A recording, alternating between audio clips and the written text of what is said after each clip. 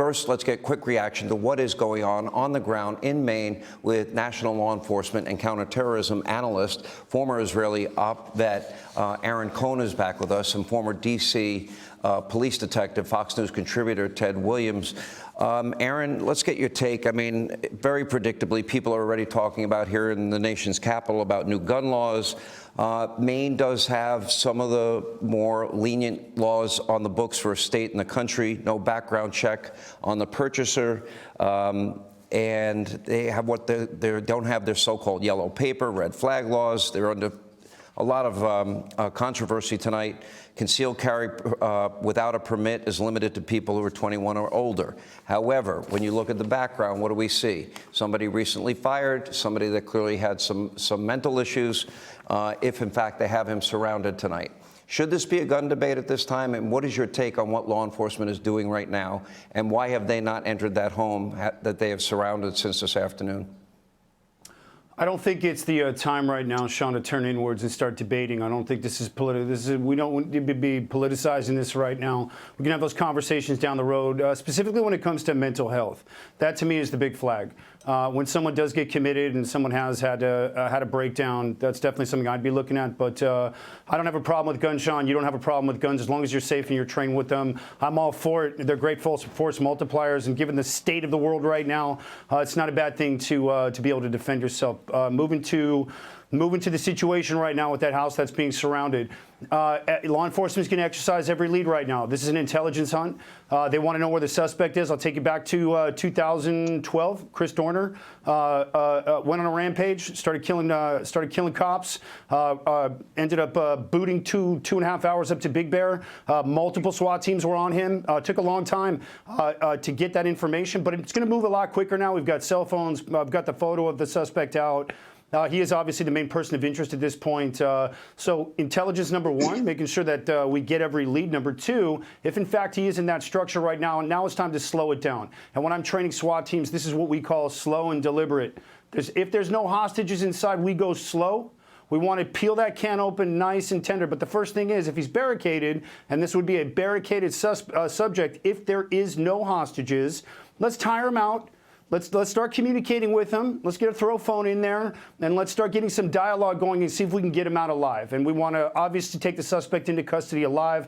Putting on my U.S. law enforcement hat here. We're not dealing with terrorism that we know. And you know me, Sean, I don't believe in coincidences when it comes to things happening freakishly at the same time while we're in this monster conflict in Israel. But let's try and talk him out. Let's tire him down. There's no hostages. Let's try and end it peacefully and get him out so we can put some cuffs on him and then make an arrest without anybody else getting killed. If there are hostages, it becomes a different situation. If there's federal laws that were violated here, FBI, HR, National, our hostage rescue team would be on scene. But the good news is that a lot of these agencies, Sean, they've gotten a lot better over the years. Even these smaller agencies, I've been running around training them for close to 20 years. They've got the gear now, they've got the weaponry, they've got the tactics, their mindset's gotten better. Everyone's in better shape now. It's just the tone has changed. So we just got to let these guys do what they're going to do. And they're going to go in there and they're going to make entry if they have to. And if they do, and there's no hostages, it'll be very slow. It'll be very deliberate. But I'm leaning towards they're going to try and get him to come out. Aaron, good advice. Ted Williams, let's get your take. I would assume law enforcement obviously would have night vision, something that would be able to aid and assist them. Probably they would be able to sense where a human body would be through heat sensing of some kind. Do you agree with Aaron? Anything else you want to add to that? Well, I agree with what you've just said about heat sensing equipment that would tell you perhaps if he's in that house. Now, the thing about it is they're only going to wait for so long. Normally, they would do an activity of this nature during the daytime because the daytime is the most friendliest time for law enforcement and to law enforcement. So since they waited here at night, I think a SWAT team, I understand there's an armored vehicle on the scene there, and there's a good possibility that they've already gone in. And one of the things that they would normally do with a SWAT team coming on a scene like that, Sean, would be to send the dogs in. And so I don't know if they've done that, but I just got word that there were law enforcement agencies leaving that home. And so if that is true and can be corroborated, it's more likely than not that they have eliminated that property. And that is what law enforcement officers are trying to do. They're going through what we would define as a process of elimination, simply meaning they'll eliminate that house. Now, what makes me believe that is more likely than not that he's not in that house is that after this carnage last night, law enforcement immediately was at those homes. So they had those homes under surveillance. And so it's a part, Sean, of a process of elimination. But this guy could be anywhere. We know that he ditched his car in Lesbian, Maine.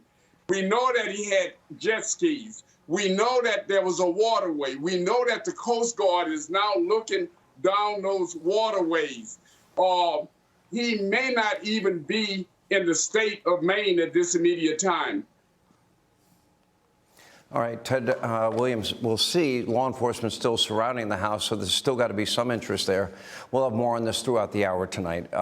Thank you. Hey, Sean Hannity here. Hey, click here to subscribe to Fox News YouTube page and catch our hottest interviews and most compelling analysis. You will not get it anywhere else.